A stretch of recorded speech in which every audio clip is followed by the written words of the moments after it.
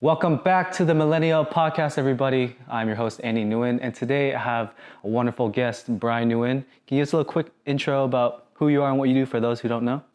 My name is Brian Nguyen. I am the owner of Be Nutritious. We are a healthy food restaurant that also specializes in meal prep, but we do everything else from catering, delivery. We're a one-stop shop. So it's amazing. I followed Brian on Instagram way back when I was getting into fitness. I was like, damn, that dude, he's Asian and he's doing it, he looks good. I want to be like that. So when I met you at one of our food events, it was like a poke thing. I was like, I gotta say hi to him. So I was talking to my girlfriend. I was like, was it not a poke thing? Yeah. It was at the poke thing, and there was Jeremy and stuff. Oh, that's Yeah. right. That's right. And I was That's like, right. Babe, should I say hi to him? Poke Festival. That's what it was. Okay. I was like, babe, should I say hi to him? And she's like, just do it. I'm like, so I went up and I said hi, and then I think Jeremy was there too. I just kind of like swung in. But that's how we met. And Now I remember clearly. Okay, I remember. Okay.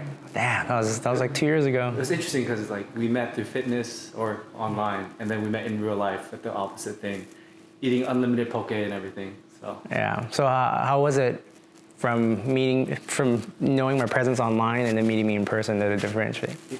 you didn't seem like an asshole. Like that's always a scary thing. You meet someone that's in the fitness world. All they're posting is like workouts, and they're like, yeah, you gotta work hard, you gotta follow your dreams, blah, blah, blah. And just like, it's really intense because you don't want to just go online and put a post up and be like, today I went to the gym, it was nice. Yeah. You're really trying to motivate people. So when I met you, you were down to earth, and I was like, yeah, this is a cool guy. That's why I ended up hitting you up for like video work later when I was trying to like work on my hustle. And you ended up reciprocating, and I really enjoyed that. Good. But I want to talk about like how you ended up in this business world of doing like a restaurant. So how did you grow up? And I had no interest or no experience, working in the food industry at all. Mm-hmm. I actually started off in insurance. Okay, I started off doing marketing for an insurance firm, and then I transitioned into sales because that's where the money's at.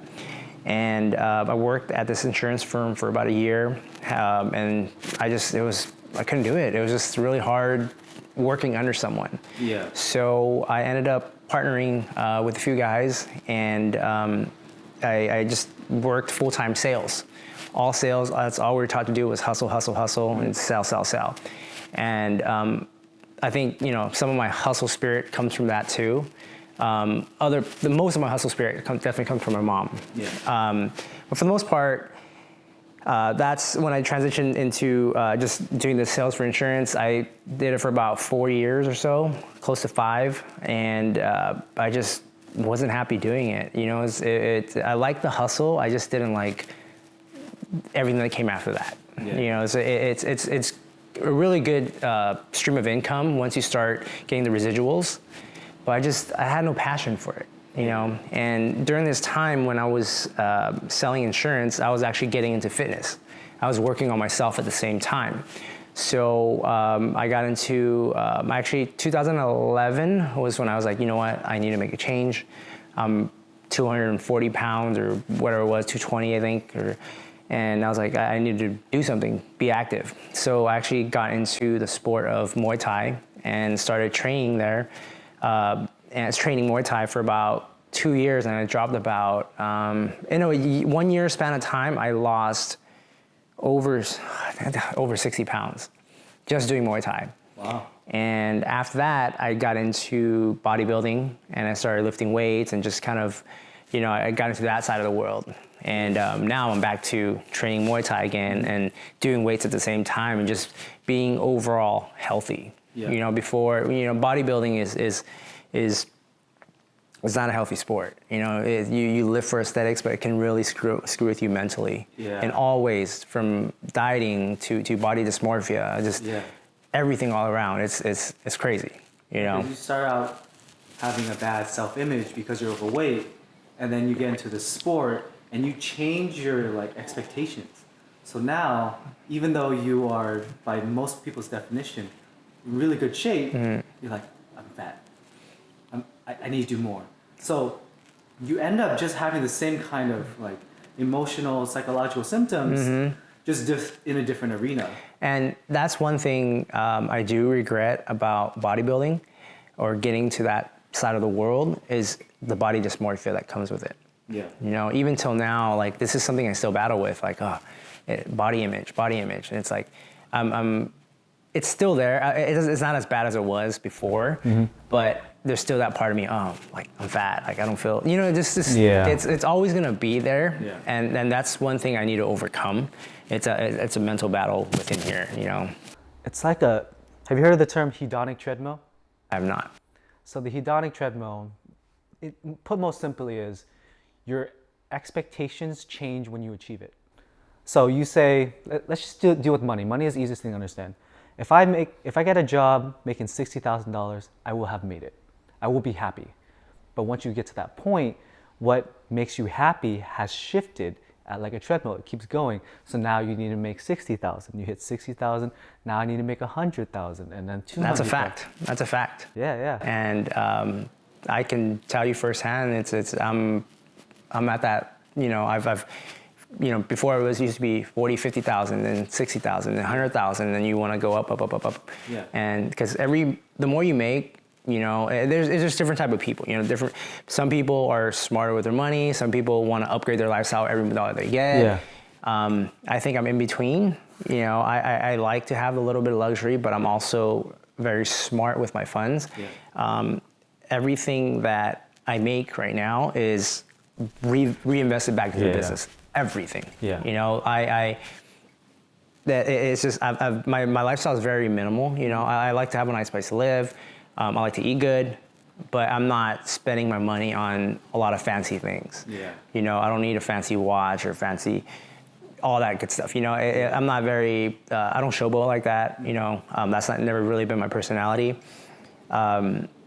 But you know, I'm looking for wealth. That's what I'm doing right now. Everything that's reinvested back in the business is for 10 years down the line. I don't need all that fancy stuff. But you know, everything that I'm making right now, it's all long term. If I looked at everything short term, I can make so and so and like 100,000 this year and spend on this and that for. Short term is never. You know, I'm looking for long term wealth. Yeah. You know, 10 years down the line, I want to be like, dude, I'm not going to be chilling. I know that the hustle spirit's always going to be in me, but I want to be financially free where I can just, you know, do whatever I want. So. Yeah, that's a really interesting concept. I just went to a talk from this guy named Nithin Jilla from UCI. He ended up connecting with a lot of foundations and people that just have more money than they know what to do with, and they're trying to reinvest it into not just like increasing their own wealth, but to do good for the world. And that sounded like such an amazing idea, a place to be in life, where you have enough to take care of yourself, enough to take care of your family, and still have extra to help people that need a little push in the right direction to do good in the world. And also in reality, you know, taxes, you know, to get the money out the door for taxes. That's a whole other topic to talk about, is especially, you know, living in California. Yeah. It's insane. It's absurd. Insane. But you know what? There's ways. You just gotta be smart about it. You have a good CPA. Any business owner or just anyone. You know, you have to have a good CPA. Yeah. You know, I'm coming from a business owner perspective. My CPA is amazing. You know, she's been a big help for me for everything. But CPA is the first thing I invested into right off the bat. You know, so my books are clean off the bat. So I'm, you know, I'm doing the best for my taxes, everything. We just gotta make sure you have a good CPA. Yeah, I'm just hiring one this month in March that I'm gonna meet with. Okay. He is someone that was recommended to me by my friend who was a civil engineering classmate, but he had a YouTube channel of like 1 million. Oh wow. And he created, you know, videos, right? You know those fancy transitions? Mm-hmm. His name's Derek Baker, Baker's Tuts. He actually created a lot of the After Effects templates that the current generation of YouTube vloggers and they all use. So like the biggest ones like Peter McKinnon bought the preset pack from my classmate. And that just blows my mind that my classmate, who's a civil engineer, I'm like, he was really smart, so he probably studies a little bit, goes to school. but he was building this other business on the side and making a lot of money. And that is one way I think people can be smart about their time and money is everyone's doing the same thing. Like they're going to work, they're going home, they're watching Netflix, they're playing games a little bit, they go on Facebook, scroll through, and then they eat and they go to sleep. Yeah. That may work in some places of the world, but especially in California with everything so expensive, you kind of have to do a little bit more than just your 9 to 5, 8 to 5 job, or even your one hustle. If you're trying to buy a house in California, good luck. You know, you really have to put in that hustle. And it's really expensive for any 9 to 5 job for sure. Yeah, like the median house cost in Northern California is $1 million. That was like last year, I think. When I heard that statistic, that's at least $1 million just for the average house, and not the average, the median. So that is the real expected cost of a house. Some people don't even make that in a lifetime. Oh no, like I make enough now as an engineer. I've put in my years. I got my license and everything, and even then, I'm looking at these house costs, and I talk to people. They don't have savings. They don't have emergency funds. But yet they're still buying like the new iPhone XS Max, the new MacBook Pro, like a Mercedes or a BMW on lease, and they're playing with fake money. That's the thing about our generation nowadays, or it's an image. Everyone's looking for an image to portray. They're faking it till they make it, or it's really sad. Like what you live in a shitty ass place, and then you have a nice car. Like, what's the point of that? Spend some money, suck up your pride, move home, save some money. If your parents allow it, but move home, save some money, and just downgrade on your car. People don't. It's that image that everyone's trying to portray. Yeah, it's really funny because I grew up in Garden Grove, so you got all these immigrants coming from Vietnam, not making anything over there. They come over here, they get a little taste of money, and they really want to show that they came to America and made it. So you see these like 3-4 bedroom houses, they all split it with like 12 people, and each person has like a BMW, Mercedes. But in reality, they're in like 400, whatever small bedroom they have, they're splitting it with their like wife and kids. Yeah. But when they drive around, they got the nice cars. So none's the wiser. No one knows that their living conditions are not great. I didn't even know that. That's crazy. You drive through Garden Grove, you just roll down these small little neighborhoods. The houses aren't amazing. There's a lot of space, but you see the driveway just filled with like luxury cars. Oh, I didn't know that. It's crazy. And my dad has friends that are like that. I'm just like, why would you live like that? You're playing with like fake money because it's loans. It's not your money.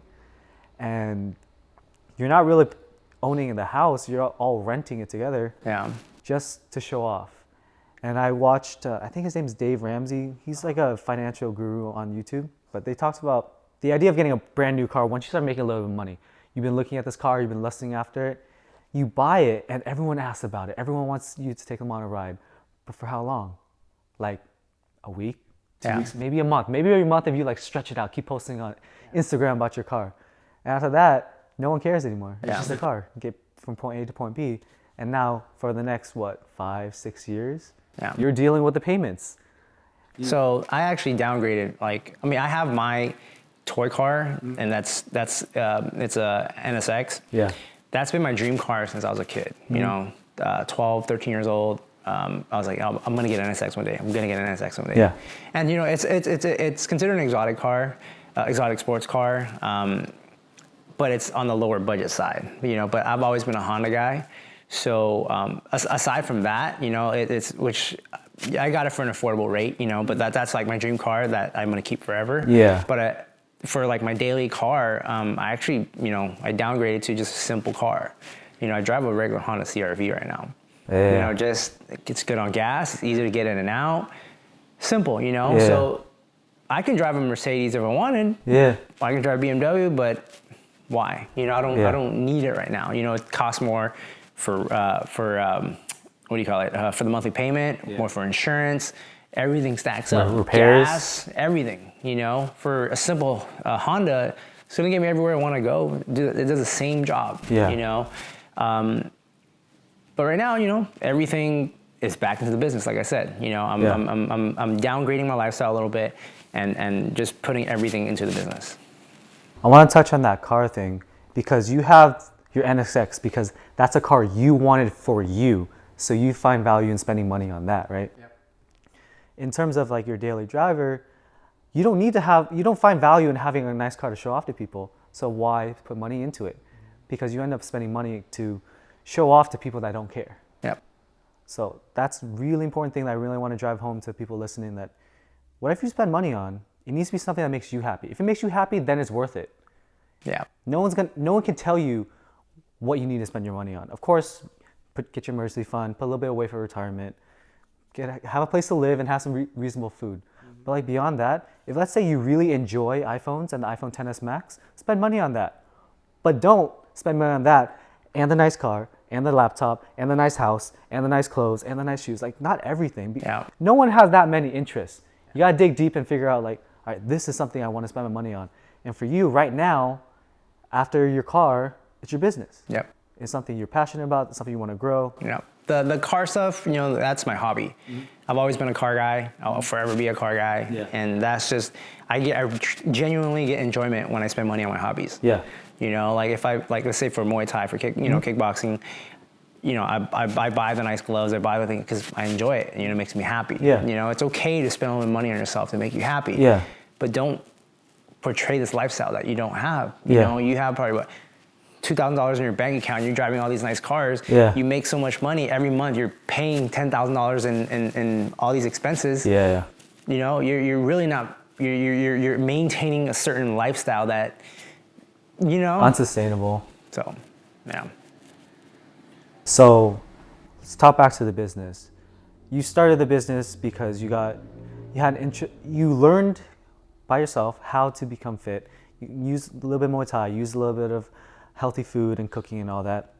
What's your end goal for this business? End goal for Being Nutritious? Yeah. I plan to hold on to it as long as I can. You know, the thing about Being Nutritious is that we're actually changing lives. Yeah. You know, we offer a product that is going to make someone feel good about themselves, more confident about themselves.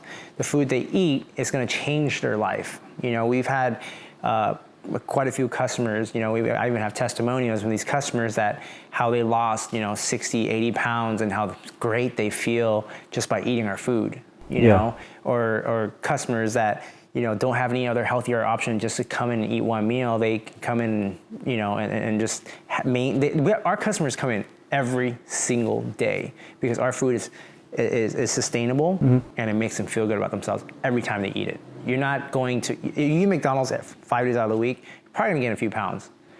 Eat our food every single day, you're not gonna gain a single pound, you're probably gonna lose weight. Yeah.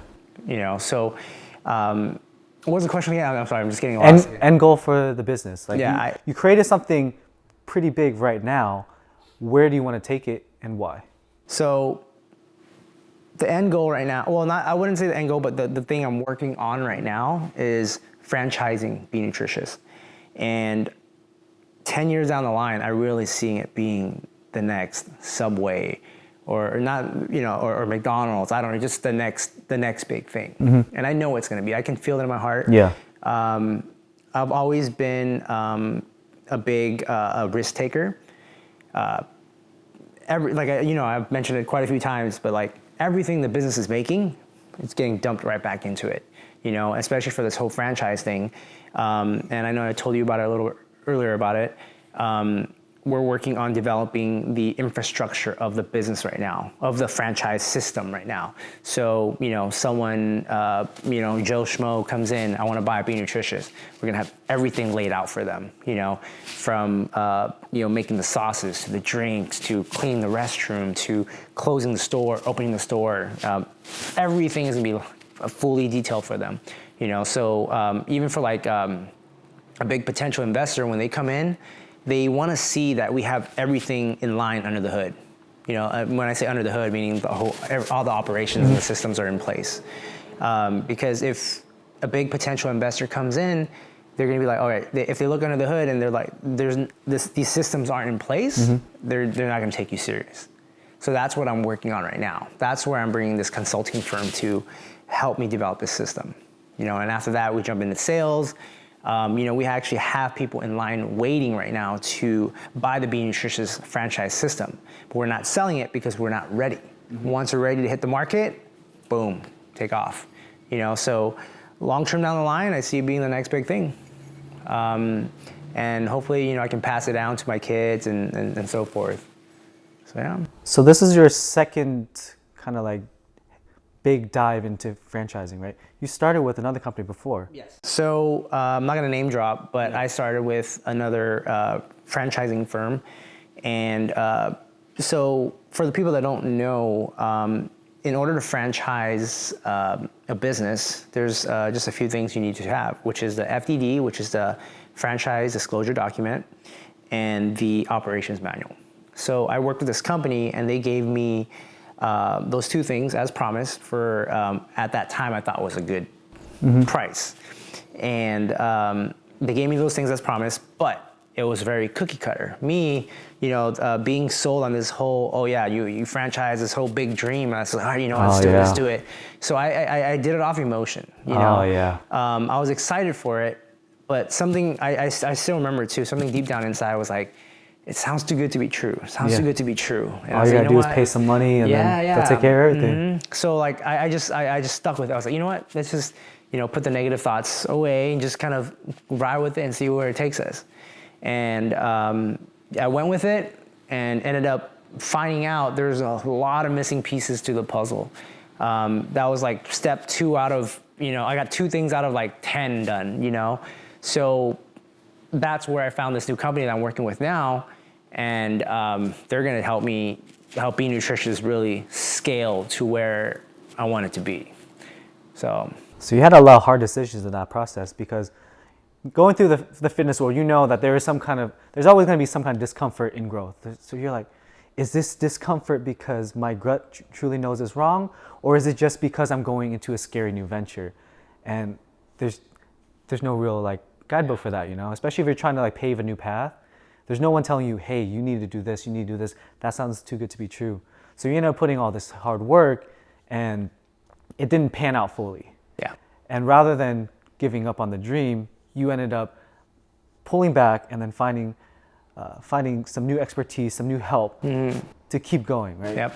And that speaks to your hard work and fortitude and truly following your dreams, because this means something to you. Yeah. And I admire you for that. Thank you. That's crazy, because if I went through that, money aside, that must have been tough for your pride. It's just crazy, like I've been knocked down many times. I just keep going, keep trucking. And I think a lot of my spirit comes from my mom. She's been knocked down a lot of times, and all, in business and life and everything, and she's the strongest woman I know, man. Like, she just keeps trucking no matter what. And I think that's where I get my spirit from, for sure. That's where I get my spirit from. Yeah, it's really, when everything boils down to like our parents, we spent so many years being raised by them. For me, I have my mom and my dad, and they taught me different things at different parts of my life. And for me, my dad, he just shows me like, you just need to get enough. So it's different, because enough is one thing, to have a house, to have food. I want more because I want to take care of him. So his work ethic keeps me grounded in times where I may get too excited. Yeah. I may get too emotional and start chasing these things. I have to remember, get your foundation right, keep that solid, and then expand from there. So that's why I have like a different philosophy toward life. I still have my full-time job, and I'm building things on the side, because I need that full-time job to take care of the ones I love, and still be able to expand something that can grow, like how you want your franchise to expand your life exponentially. I'm really going to the social media realm and doing things like this podcast and trying to build a community. Yeah. And I find the power is in people. That's why I stay connected with you, see where I can help you on your journey, and just help where I can, because the connection with people is what really drives a business. Like your testimonials for Be Nutritious. When you read that testimonial, you're like, man, that feels good. I'm making a difference. Yeah. And it keeps you it drives you to keep doing what you're doing, right? Definitely. Because money will come. Money comes and goes. Yep. You can have another zero to your paycheck. You can add all these nice things in your life, but if it really isn't making you feel fulfilled inside, what are you doing it for? Yep. You're just adding more stress in your life. When you get more money, what comes with it? Stress. Tons of stress. You got to deal with your CPA. Try to like take advantage of you. Yes, it's happened. Yeah. You know, but it's part of the game. It's Yeah. really you just got to stay grounded and be smart. You know, I know there's a lot of people who are afraid to ask for advice or because of their pride. Yeah. If I have a question, I'm gonna ask. I'm gonna pick up the phone. I'm gonna call someone. I'm gonna ask someone. Yeah. That's the bottom line. You know, and I don't care if I'm bugging them. Yeah. I'm just trying to protect my ass and cover myself. You know, because I'd rather not make that mistake. Yeah. And go from there. Because I've made a lot of expensive mistakes. A lot of expensive mistakes. We all make mistakes. Yeah. But I think, you know, going into this year, I'm just a lot smarter with asking questions and doing my research. Everything, research, you know. And we have everything at the palm of our hands. Yeah, everything's on there. Everything. You want to read about something, you want to learn how to do something, boom, Google. But you have to have the work ethic to sift through all the mess. Yeah. The internet, it has so much information out there, but there's too much information.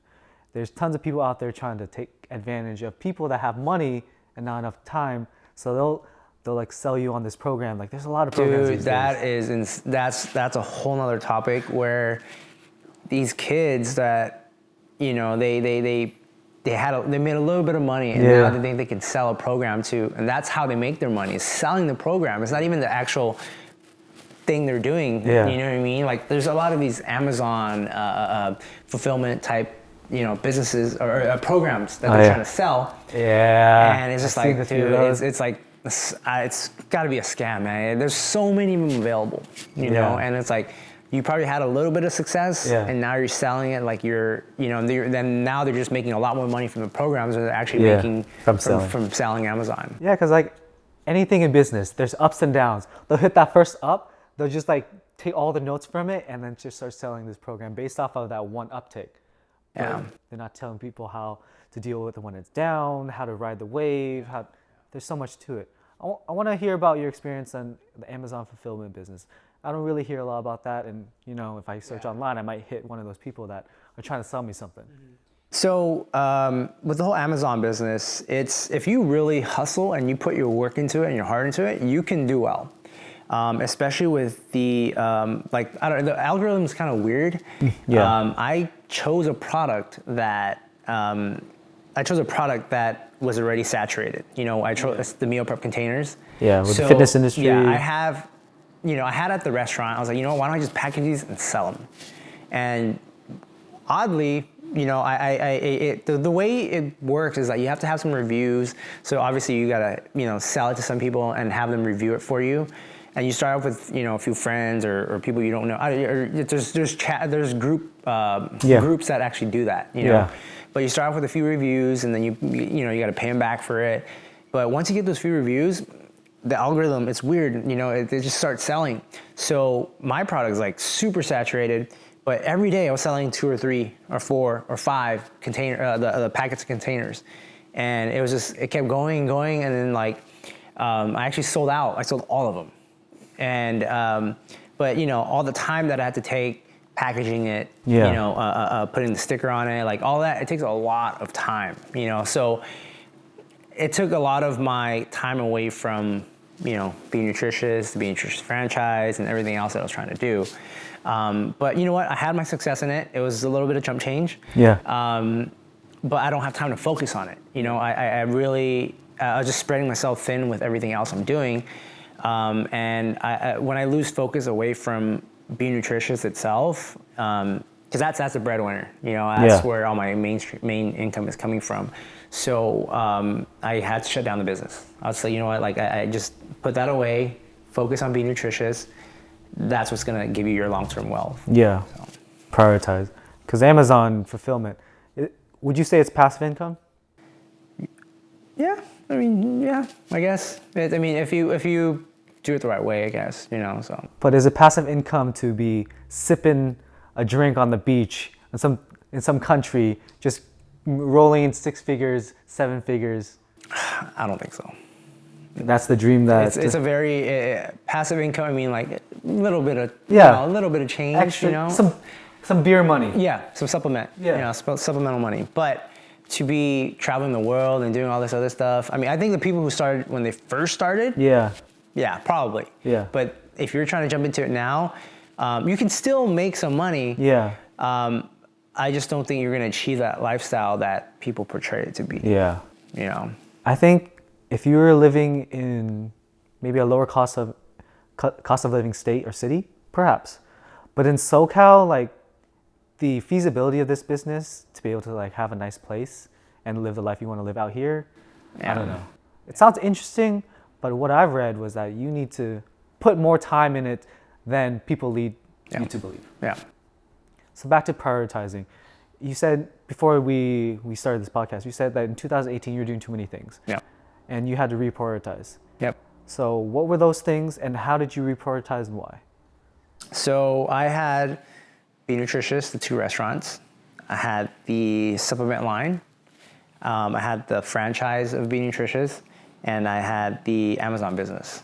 So that's 4 things I was doing at once. All by yourself. All by myself. And the company. I had the help of my girlfriend, of course. You know, but it was just a two-man team. It's a lot of a lot of emails, a lot of paperwork, a lot of marketing, just so many things you got to be focusing on. Yeah. And my focus from Be Nutritious kind of shifted into, these little things, these little projects that weren't making me a whole lot. Yeah, because you don't want to fail in any of these things either, right? Yeah, but you know what? I'll say I failed. I mean, I failed on the supplement line. The supplement line. The whole intention of the supplement line was to cut my costs down for all the protein shakes that we offer at the store. Mm-hmm. So it's not. I never really pushed it the way I should have or wanted to. It was just kind of there. Just wanted to try it, put it out there, see what the universe exactly. Said. But that wasn't my main focus. If main focus was to cut costs, and we still have we still have a bunch of supplements, but we go through tubs every day. Every day for all the shakes that we make. So it's I wouldn't say it's a complete failed business, because it's just I'm still using the product.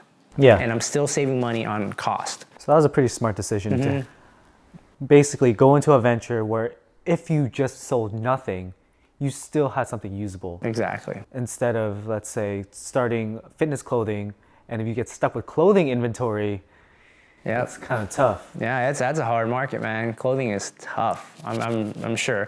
At least with food, you eat it. People eat it every day. Yeah. And I mean the biggest thing being in the food industry is probably managing labor. Labor costs in California,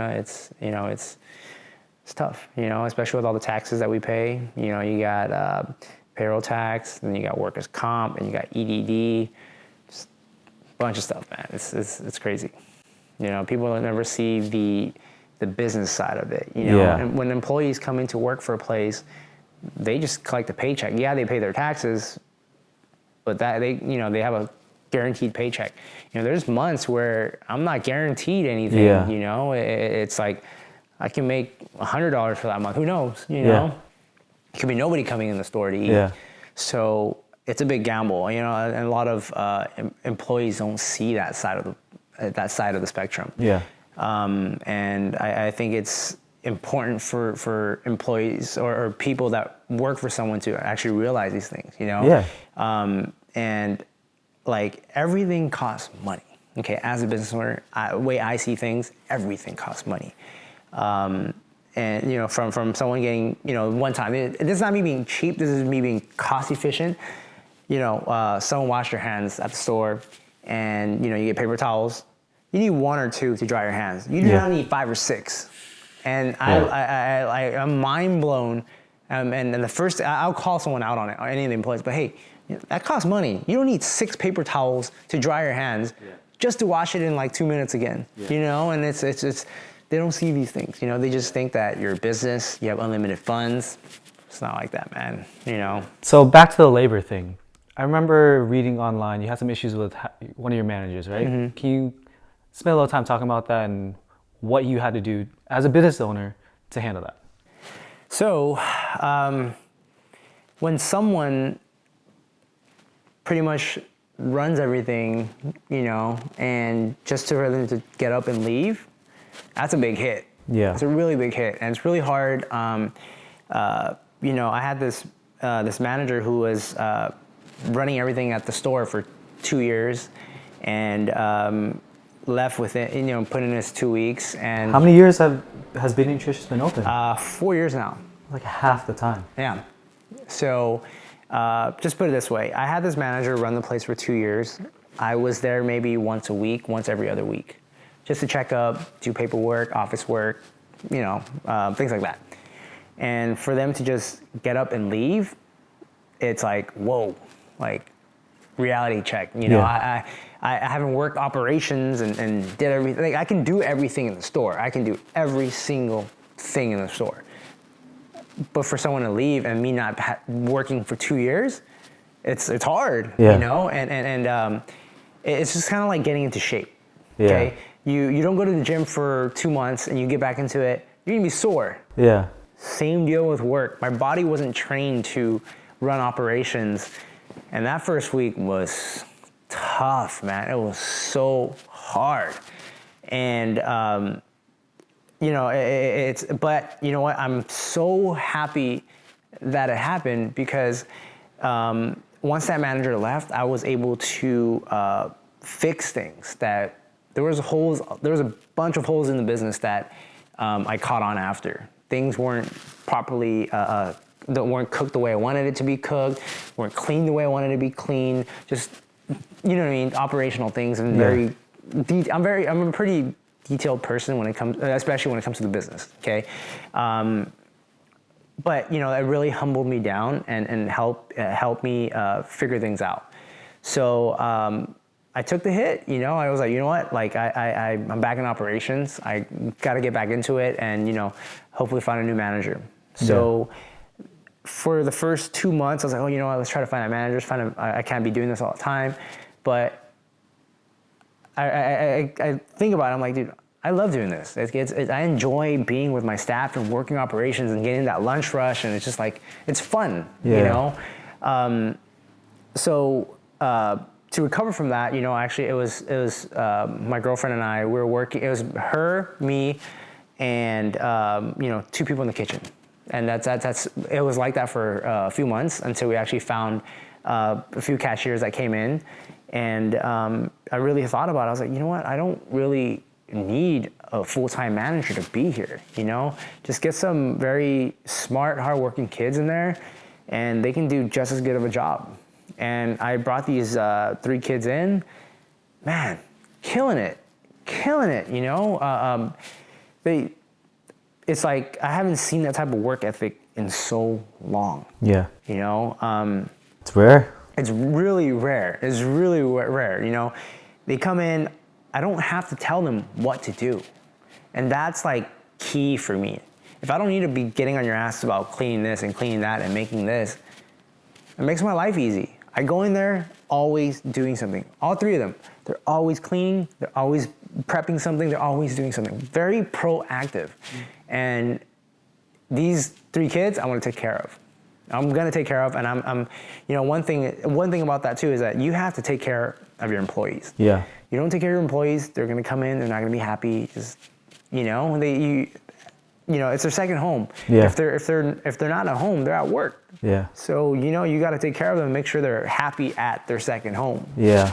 So these 3 kids, I'm selling them on the dream. Like I'm telling them, I was like, you know what, with this whole franchise stuff going on, there's a lot of opportunity. Yep.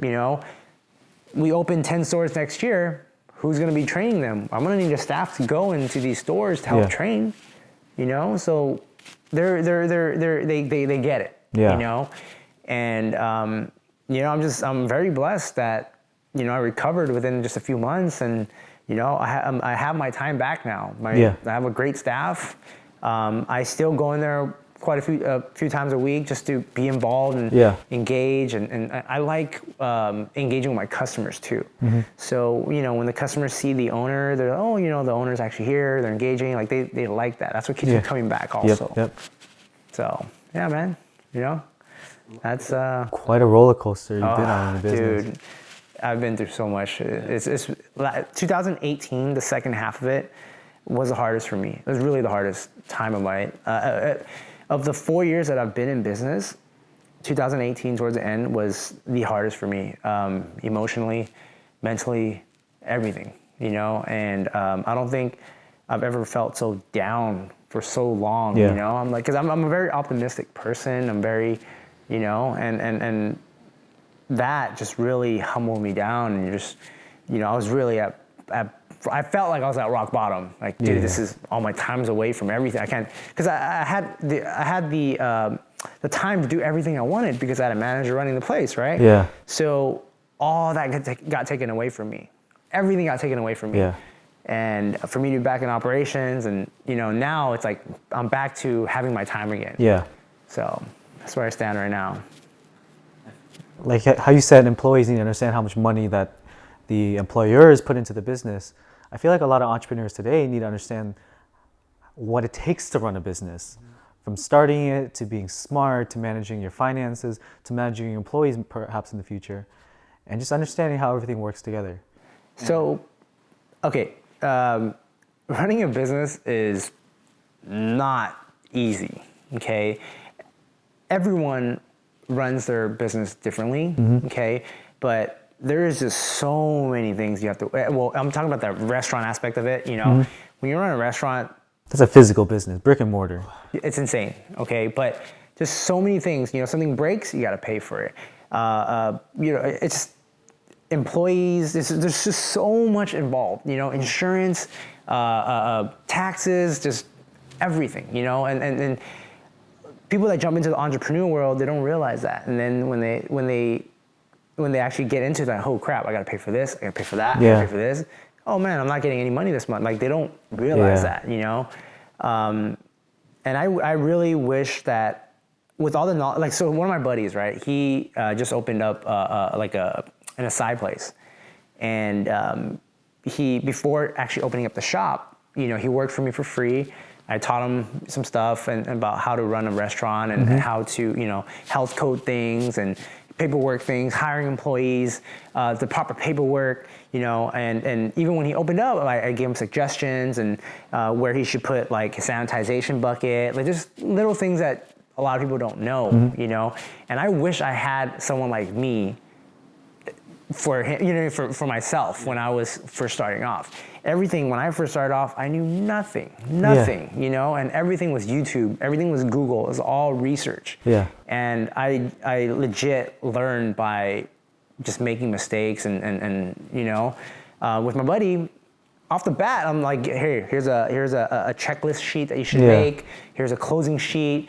Here's how much you should start your cash drawer with. How much you should leave in your store. Like, so many things I'm giving him, just all spoon-fed to him, you know.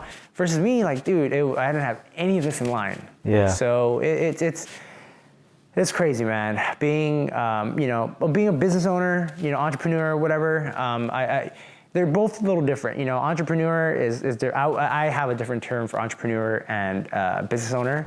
I would say where I stand right now, I'm a business owner, and I'm a little bit of entrepreneur. You know, I have an entrepreneur spirit. I think once this whole franchise thing takes off, it's gonna be that's when it's gonna be. I'm gonna be the entrepreneur that I want to be. Right now, I'm building towards the entrepreneur I want to be, but I'm a business owner also. You know, because the way I look at business owners is we're like firemen. We go in there, we put out fires. You know, every day is something new. Every day is something new. You know, you go out, you go work in operations, you gotta, you know, fix this and fix that and make sure this is okay, make sure customer's happy, make sure customer's not mad. There's a lot of things in line. So, yeah, man, you know, that's where I stand, so. What a crazy story about where you came from. All these little bits in here that you talked about, super valuable. Just like how you provide that value to your friend opening his business. I hope that my listeners can hear these things and really understand what it takes to be an entrepreneur and be a business owner. So to wrap this all up, if someone were just to start a business, a creative business, a physical business, selling trinkets on Etsy, something, what would be the number one trait they need to have. There's no secret tip for anything, but just the one core thing that helped you make it through all these like trials and help you grow to where you are today. You got to have a passion for what you're doing. You know, if you're just chasing just the money aspect of it, you know, like let's just say, you know, I'm not bashing on real estate people, but let's just say real estate, you know, most people that jump into it, they're just chasing the money. Yeah. Do they really have the passion to do all the paperwork and to go in these homes and do showings and so forth? Do they really have the passion for it? Some do. Yeah. But a lot of them don't. Yeah. You know, but whatever you're getting yourself into, make sure you can see yourself doing it 10 years down the line. Make sure you have a passion. Make sure there's a purpose. You know, the passion is definitely the biggest thing. You know, I enjoy, like the food at my restaurant, I eat every single day. I genuinely believe in the product that I offer. It gives results. It gives people have, you know, like people who are diabetic, have high blood pressure, whatever it is, they come in to eat this food because it helps them with decrease those levels, you know. But bottom line, you just gotta be passionate about what you do, you know, because that's gonna sustain happiness from in here. Yeah. If you're doing something you're not happy with, you're gonna be unfulfilled for the rest of your life. You know, I know that 10 years, 20, 30 years down the line, I'm gonna be like, you know what? I gave it a shot. Let's say Be Nutritious fails. I know I gave it my all. Yep. And I'm not gonna live in regret. You know, and that's the worst thing you can do. Yeah. And I've always been told, you know, if you go to like an old retirement center, if you ask, you know, one of the people there and ask them, you know, what's their biggest regret in life, and they'll tell you, you know, not pursuing what they wanted to pursue when they were young. So now, you know, my advice to everyone is just pursue whatever you can right now, you know, especially for your podcast for the millennials, right? For the younger cats. Yeah. If you don't pursue, you have, you know, you know who said this is Gary Vee. Yeah. He says that you have until you're about what, 28, 29, whatever it is, to make these mistakes because your parents will still help you out and so forth. And I believe that's true. You know, I'm 31 right now, but I still feel like I'm young. Yeah. You know, I'm in great shape. I feel mentally, everything, I just feel good, you know. But, you know, passion, biggest thing, passion. I definitely agree with that.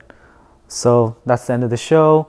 If they want to follow you on Instagram and YouTube and all that, what are your handles just so they can follow you on this journey and learn a little bit about the business that you're creating? Okay, so my Instagram is at Boyen, Boyen 168, and my business is actually at Be Nutritious Meals, and same thing for Facebook, YouTube, at Be Nutritious Meals. You guys can see everything there. Thanks All right, for man. having me Yeah. at your beautiful place, and thanks everyone for checking in on the show. Hopefully you got some value out of Brian's story. He inspires me every single day, and I really wanted to have this sit down with him and talk with him. It took a little bit of time to get you. Yeah, he's a busy sorry. dude. Thank you for watching. Thank you for listening, and I'll see you all next time.